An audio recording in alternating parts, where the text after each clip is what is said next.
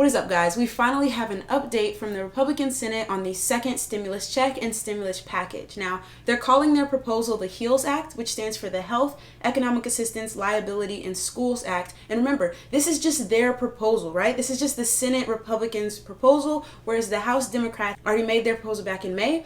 Now that we have proposals from both the House and the Senate, now it's time to negotiate. So what we have here may not be the actual stimulus check money, the employment benefits that go out, but this is our new starting point for what they're going to be negotiating on. So today is July 27th, and Congress is supposed to go on another recess come August 7th, which is next Friday. So they basically got about 9 business days to get their acts together and figure out what from each of these bills, what is going to be the final bill that goes out to the American people. Because if they can't agree on a deal by August 7th, they'll go on another recess until September 7th, and you won't see a stimulus check for at least another month past that. So on this channel, I put out investing and personal finance content, and so I think the stimulus package and what's going on with our economy is a really good thing that we should all stay informed on. So I'll be giving you these updates as often as relevant information comes out, and my other videos will continue to come out on the regular schedule of Tuesday, Friday, and Sunday. All right, let's get into it. So I think the first big piece of this bill is that the Republican Senate did include stimulus checks. And there was some talk that they were going to lower the income threshold to $40,000, whereas last time it was $75,000 where you got the full stimulus check. And they've kind of scratched that. So if you were making less than $75,000 as an individual or $150,000 as a couple, you'll qualify for the stimulus check, which is set at that $1,200 mark.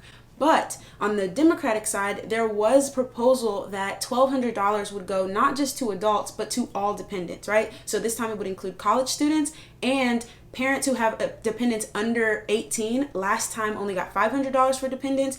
This time they wanted to get $1,200 for dependents. Well, what came out today is the Republicans are proposing that yes, we'll include college students this time, but we're still going to keep it at that $500 per dependent, $1,200 per adult. Next up, we've got unemployment. So the $600 federal unemployment boost just ended. We had the Democrats who are proposing that that gets extended until at least January. But what the Republicans just proposed is that it will be cut to $200 for the next 2 months. So for August and September, you would get $200 extra on top of your state benefits rather than $600 extra. And after that, they want states to figure out a way to get 70% of a person's wages replaced by the unemployment boost. So basically, this is going to be really complicated for state unemployment offices to do, to calculate how much money people should be getting so that it covers 70% of what they would have been being paid. And so they're giving them 2 months to figure that out, where everybody will just get a $200 payment. And then after that, come October, they're going to want it to be 70%,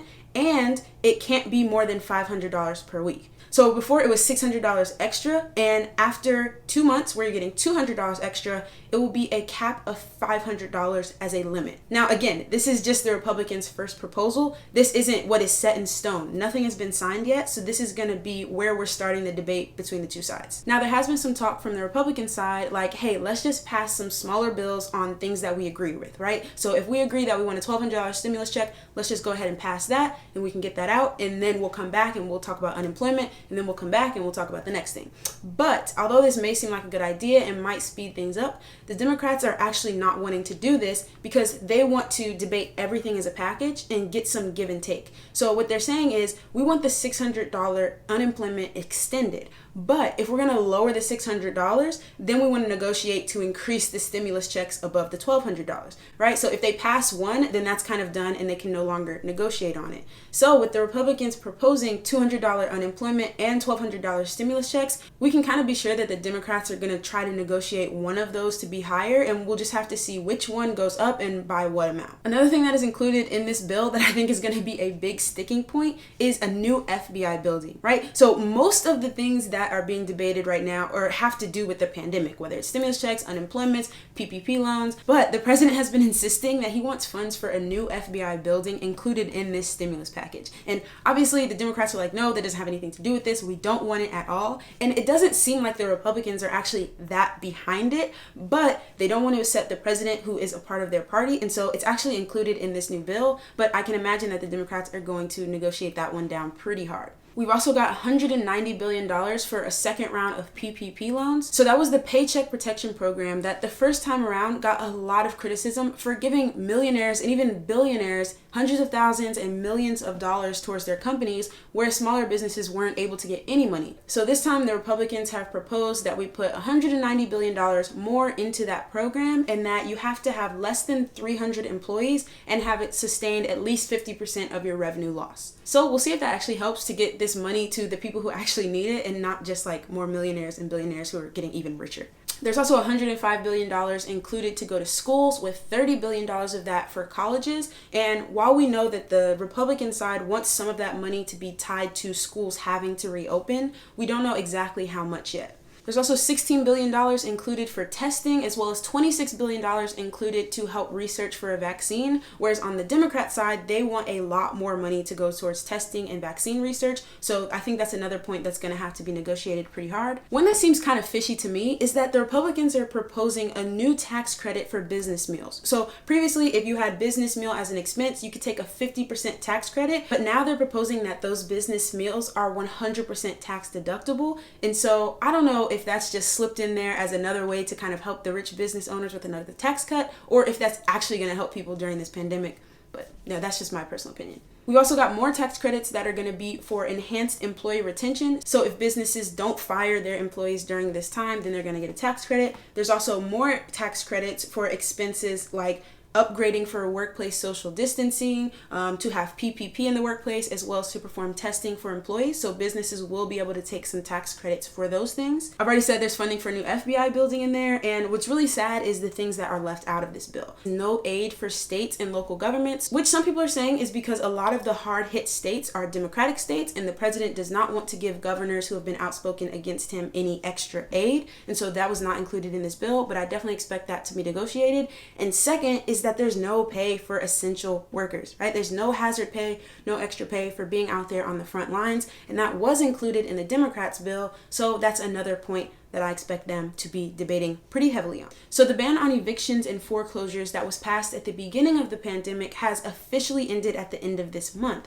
And there was nothing put in there in this bill about extending that moratorium. So if you are facing eviction or foreclosure, I want to tell you a couple of things that you can do to avoid that. So first, for evictions, there are some individual states that are extending those moratoriums. So go to don'tgetkickedout.com. That's literally what it's called, don'tgetkickedout.com, which will help you research if your state still has a ban on evictions. It'll also help you just know your rights during this process, like how long you have to be notified for before you can get kicked out, all of those other things. And then start talking to your landlord now. Like, we know rent is going to be due in a few days. We know that the unemployment benefits are getting slashed. And so if you can figure out a payment plan or some type of agreement with your landlord, try to talk to them about it now, because it's going to be much more helpful than if you have this conversation when you're already behind on rent. Second, they should be willing to help you out because of this next thing that I'm going to talk about. So tenants, you need to know this so you can talk to your landlord about it. And homeowners, whether you're living in your house, whether you're house hacking and you have a tenant, or whether you just have a rental,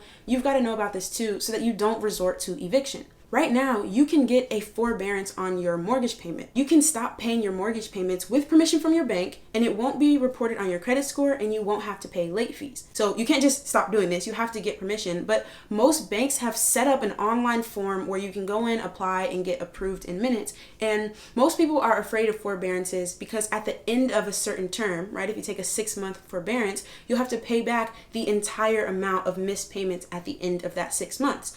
But as the pandemic has continued, most banks are not requiring you to pay back that lump sum at the end of that time. What they're doing is kind of taking the amount you owe and breaking it up into reasonable chunks to be added into your monthly mortgage payment, or even better, they're just deferring that to the end of your loan, right? So if you had 100 payments left on your mortgage and you took a 6-month forbearance, oftentimes what they're doing is that you'll just pick back up making payments when you can, but rather than having 100 left, you'll have 106 months left. And these are things that you're going to have to kind of research before you apply for the forbearance, but there are options out there for you. And my advice, and kind of where my moral compass leads me, is don't evict, right? Like, we're in a global pandemic at the moment, like people are not in control of whether they can work or how much they're getting paid. Unemployment benefits are being slashed and people don't need to be put out on the street ever, but especially like right now. So definitely look into getting a forbearance if you're the homeowner, and if you're the tenant, make sure you talk to your landlord about some type of payment plan and see if they're taking advantage of getting the forbearance, because if they're not missing their mortgage payment,